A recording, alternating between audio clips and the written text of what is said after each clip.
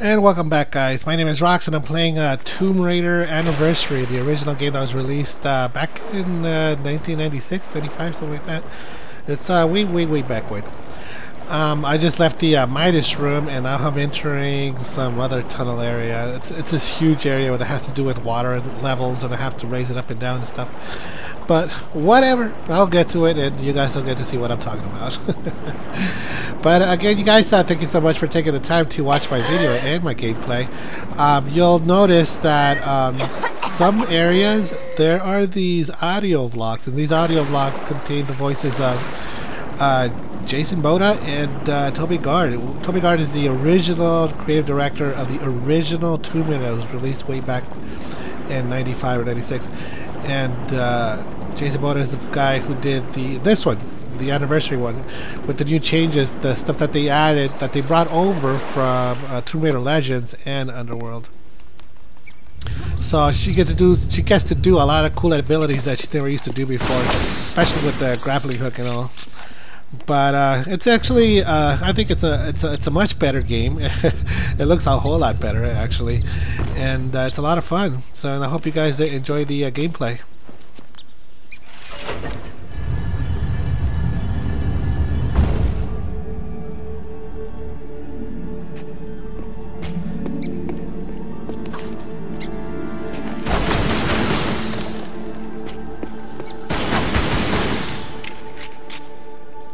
This is the sort of the little nook before the main cistern with the rats. Everybody loves the rats. I know when we were making the game, once the rats got in, everybody was like, "That's my favorite animal in the game."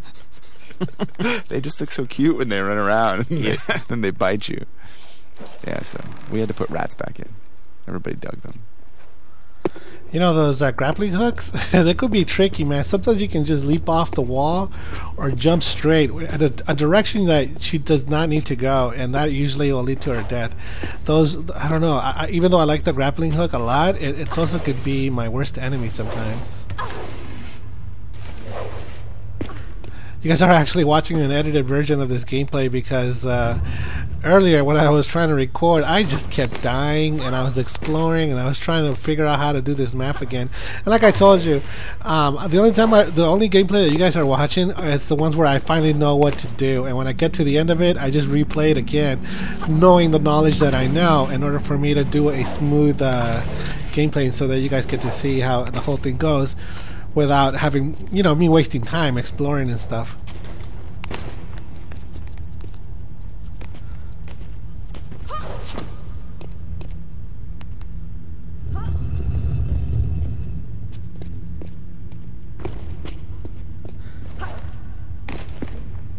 This was the big sort of cistern underneath the grease level, where all the sewage from everything ran down into. Yeah.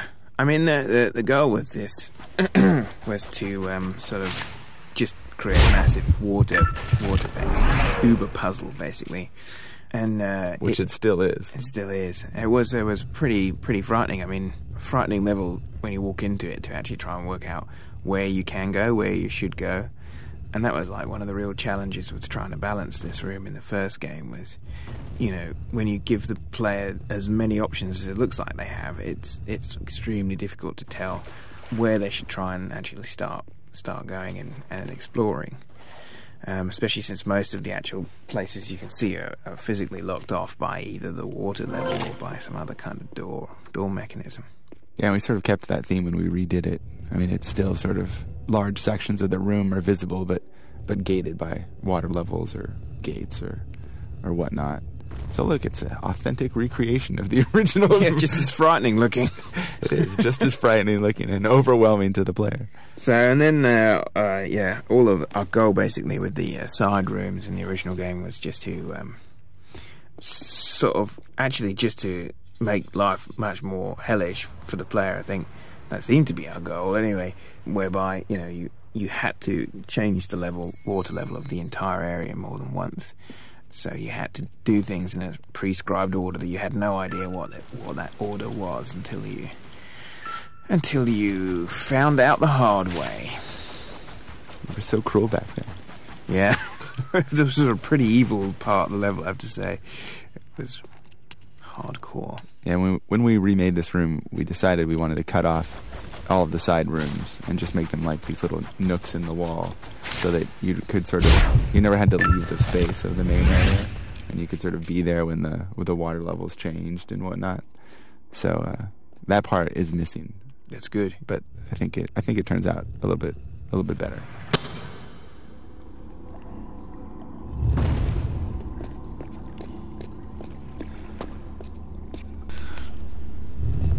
Like I said, these boxes, I don't know, man. They don't slide very well. They're very hard to turn.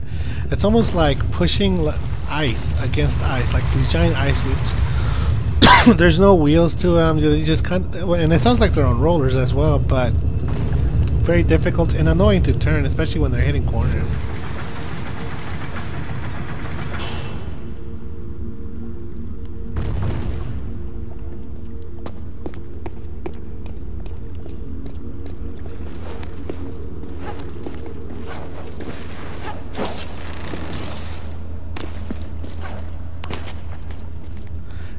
By the way, you guys, if you guys haven't played the original Tomb Raider, the 2013 release, play it. It is really good. It tells the origin story of Lara Croft as when she was young, and apparently it's her very first adventure.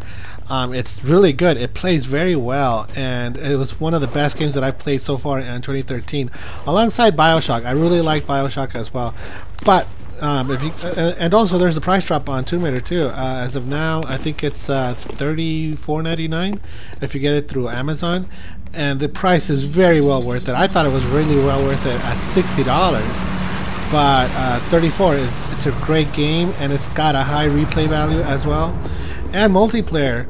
The multiplayer, it's it might be something you either like or you don't. I happen to like it a lot, and also because I'm saying that. I also have other videos that'll help you out in the Tomb Raider multiplayer. I have videos where you can find the competition bow and the minigun, and it'll give you an upper hand and also trying to control team deathmatch or free-for-all.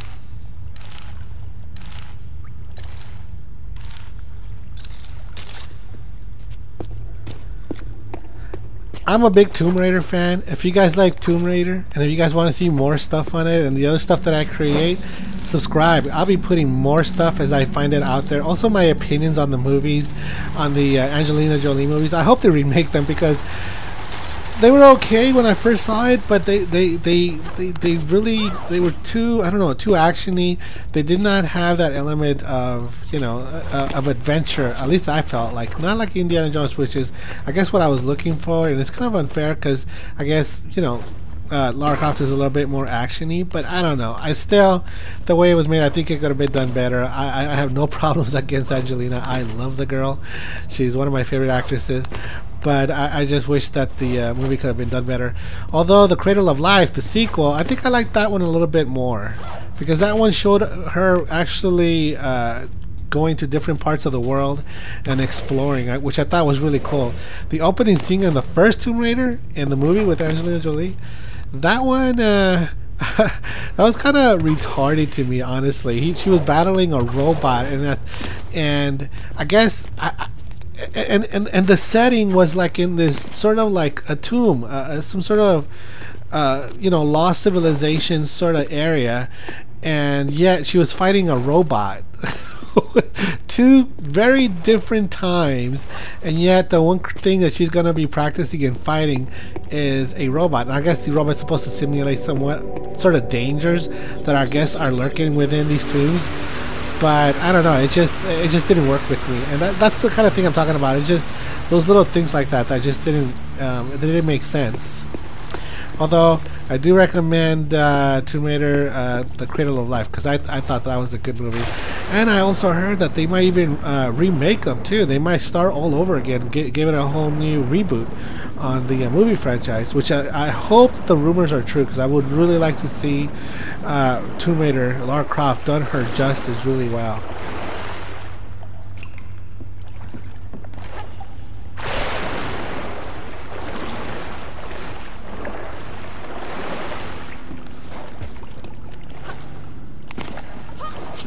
Also, you guys, if you guys like my video, you know, if you guys give me a thumbs up, that's like I hold like a little cup, you know, that's your little thumbs up. Just it takes a second. Just click on it, you like it, and that helps me out a lot because YouTube recognizes that I'm actually putting quality stuff out there just by your little support like that. And so any thumbs up that you guys give me is very much appreciated. You know, when I was going down this hole, I kept hitting the sides, and I'm like, why am I hitting the sides? I feel like she's gonna get whacked. Like hit on the sides. You know what's funny? In the Tomb Raider 2013, she actually gets hurt as she's rolling down or sliding down certain areas.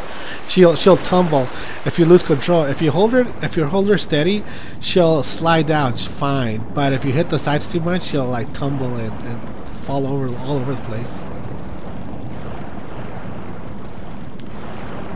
This is one of the areas that I'm talking about where I got lost. I didn't know that the switch was inside an underneath cave, underneath the entrance, and it took me a while, like a good 10 minutes, trying to figure out. I almost thought that I was stuck in a glitch. I was like, you know, maybe there's a cutscene that didn't happen or something, but it was kind of annoying.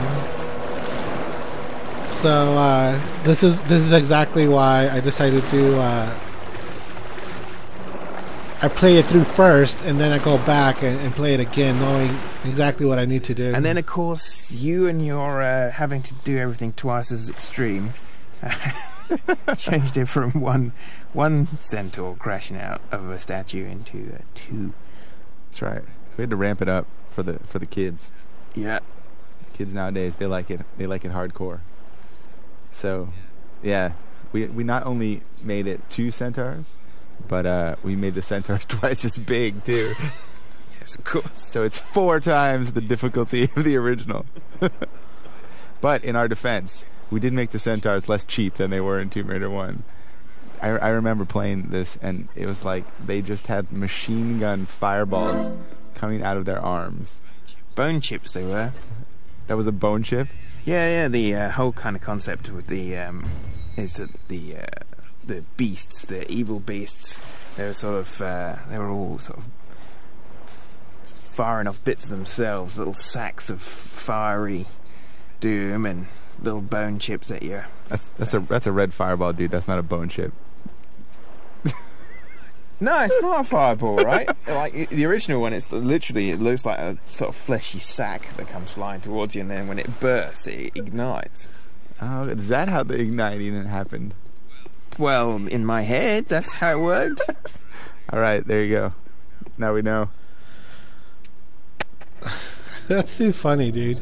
So in the original game, when you actually arrive at Teoken's tomb, basically Pierre's already there, beating you to it, and he's just kind of opens fire on you, and you essentially gun him down. He's already grabbed the ski on, so you gun him down and you take his stuff. And we decided that was well, not so good for a couple of reasons. One was that we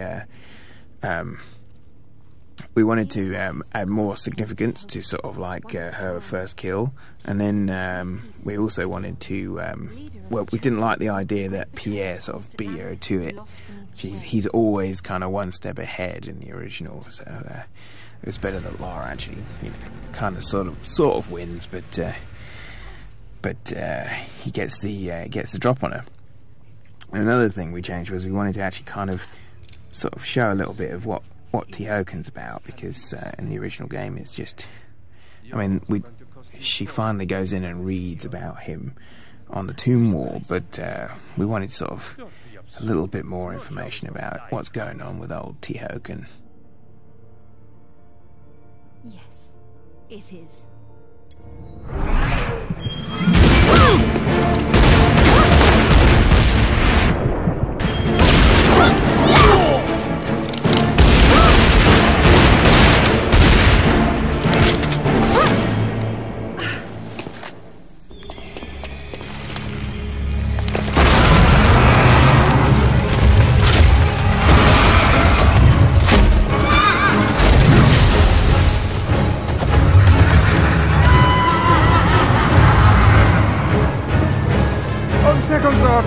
You have it!